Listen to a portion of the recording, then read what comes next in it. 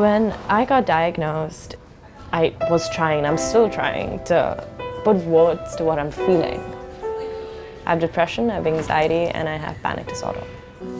Having to, go and tell someone that I have depression, trying to explain it to someone is so hard. Where I come from, in Bombay, mental health is not really recognized. It's recognized by like a point-something percentage of the population. It's just not a thing. So anxiety is just not a thing. Why are you anxious? There's nothing to be anxious about. This is a safe place. You're fine. Stop it. You're being stupid. Snap out of it. And coming from a country where you feel like that, you therefore have a lot of trouble communicating emotions regarding mental health to people. I am studying psychology, so I can throw out symptoms of anxiety, I can throw out symptoms of depression and mood disorder, but the DSM-5 cannot fully give words to what I'm feeling. But art is different. Art transcends all those boundaries that other things put up, and I've been trying to write about this, and I could not. And because I could not write about it, I started trying to find people who did write about this stuff, which is when I stumbled on this poem, and it helped. Said the poet to the Analyst by Anne Sexton. My business is words.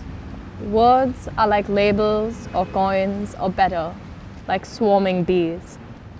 I confess I am only broken by the sources of things, as if words were counted like dead bees in the attic, unbuckled from their yellow eyes and their dry wings. I must always forget how one word is able to pick out another, to manner another, until I have got something I might have said, but I did not.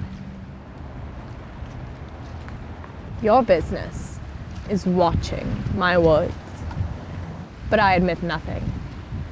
I work with my best, for instance, when I can write my praise for a nickel machine, that one night in Nevada, telling how the magic jackpot came clacking 3 bells out over the lucky screen. But if you should say that this is something it is not, then I grow weak, remembering how my hands felt funny and ridiculous and crowded with all the believing money. Though the poem is a conversation between a psychologist and a patient, when I read it, I did not see it as the poet addressing a mental health professional. It was more like struggling to get across to someone they cared about. Even now, talking to my parents about it, being able to tell my mom that I had a really bad day is so hard coming from where I have. And this poem does exactly that. It turns and it gives you the words.